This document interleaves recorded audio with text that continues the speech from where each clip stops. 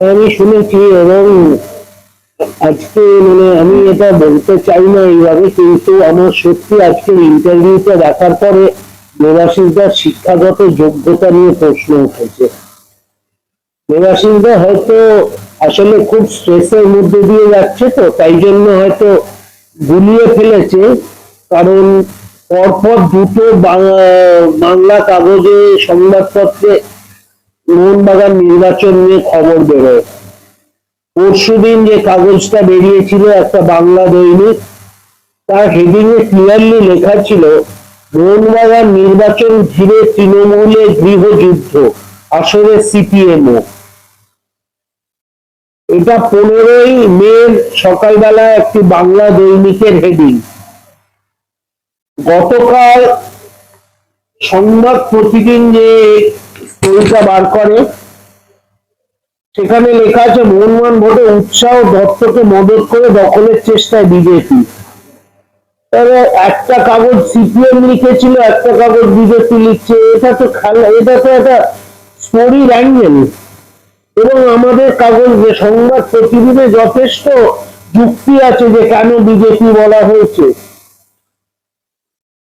এবং উনি বলেছেন আমরা নাকি মমতা ব্যানার্জিকে এবং তৃণমূল কংগ্রেসের ব্যাপারে খারাপ বলেছি। আসলে উনি এটা গুলিয়ে ফেলেছেন, কারণ সংবাদ প্রতিদিনে ক্লিয়ারলি লেখা আছে এই সময়ের একটি দৈনিক সংবাদপত্র বৃহস্পতিবার লিখেছে এই ভোট ঘিরে তৃণমূলে শুরু গৃহযুদ্ধ, বাস্তবে এটা সম্পূর্ণ ভিত্তিহীন কথা।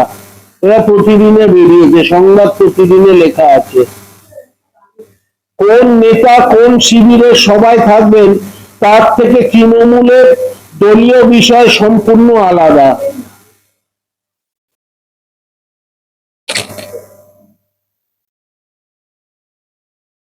আরেকটা লাইনে আছে, তবে এই সময়ের একটি সংবাদপত্র যেভাবে এই ভোটকে তৃণমূলের গৃহযুদ্ধের সঙ্গে তুলনা করেছে তা সম্পূর্ণ ভিত্তিহীন। তো আমার মনে হয় অ্যাকচুয়ালি দেবাশিস বাবু গুলিয়ে ফেলেছিলেন কোন বাংলা কাগজে কি বেরিয়েছে। ওনার এমনি সময় হয়তো এই ভুল হতো না, কারণ আজকে উনি তো এখন ইলেকশনের প্রেসারে আছেন, তাই জন্য হয়তো এই ভুলটা করেছেন। আর যেভাবে আমি প্রেস কনফারেন্স দেখেছি, যেভাবে উনি ওনার ব্যক্তিগতভাবে আক্রমণ করেছেন, সেটা আমি ওনার কাছে মোটেও বাঞ্ছনীয় নয়। 4 দিন আগে আমার বলা উচিত নয়, 4 দিন আগে ওনার সিআইআই এর যে ডিটেলস জমা দিয়েছে সেটা আমাকে পাঠিয়ে বলেছে এটা স্টোরিটা করে দে প্রতিদিনে। লাস্ট মোহনবাগান এজিএম এর নোটিশ আমাকে পাঠিয়েছে প্রতিদিনে ছাপার জন্য। আমি পাঠিয়েছি যখন চেক করতে, তখন আছে আমার কাছে সব। তখন বলা হয়েছে কি দেখে নিলেই হবে।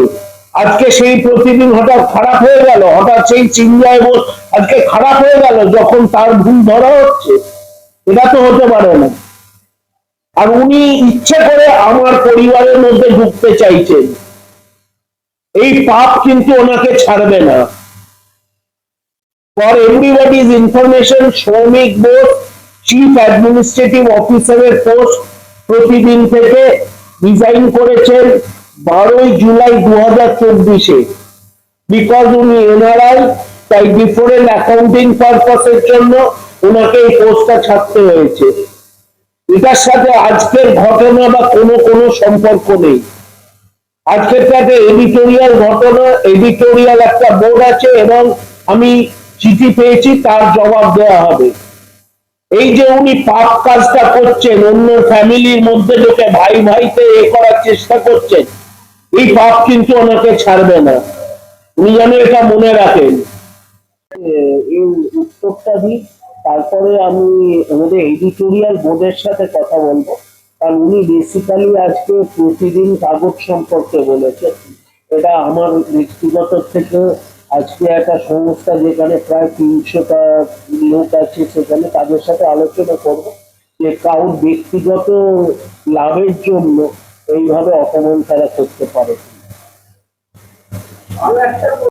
অ্যালজাইমার হয়েছে, তাই 3 বছর আগে উনি ভালো করে জানতেন কুণাল বাবুর ডেজিগনেশনটা, হঠাৎ এখন ভুলে গেছেন কুণাল বাবুর ডেজিগনেশনটা, আর সেটা তো কুণাল দাই মনে করিয়ে দিয়েছেন ওনাকে।